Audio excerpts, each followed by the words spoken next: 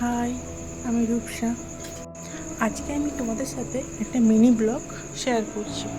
আমি সকাল সকাল বাজারে গিয়েছিলাম কিছু জিনিস আনতে।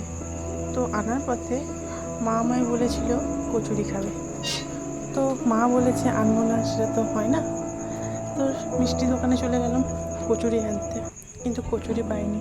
সেখানে ছিল পরোটা আর ছোলার ডাল। তো সেটা নিয়েই চলে আসলাম বাড়ি।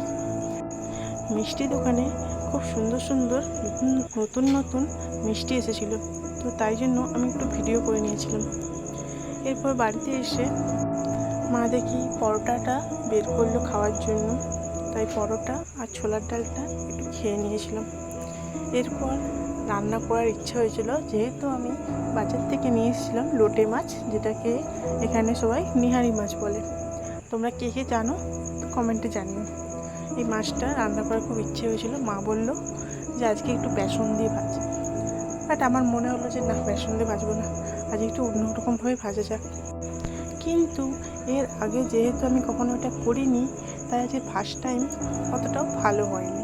কিন্তু সবাই বলছে ভালো লাগছে, কিন্তু আমার মুখে ভালো লাগছিল না। এরপর বিকেল হয়ে গেছিলো। বিকেলে আমি আর বোন দুজনে মিলে একটু বাজারে গিয়েছিলাম কিছু মশলা বাজার আনার জন্য। তো বাজার হয়ে গেছে, দেখতেই পাচ্ছ তোমরা। এরপর আমরা বাড়ির দিকে যেতে থাকলাম। রাস্তায় ছিল একটা হনুমান মন্দির, খুবই সুন্দর মন্দিরটা, তাই একটু ভিডিও করে নিলাম।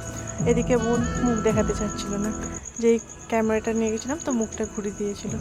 এইদিকে আমাদের হাতে ছিল একটা খুবই ভারী ব্যাগ, যেটা দুজনে মিলে আনতে পারছিলাম না, তাই জন্য আর বেশি ভিডিও করতে পারিনি।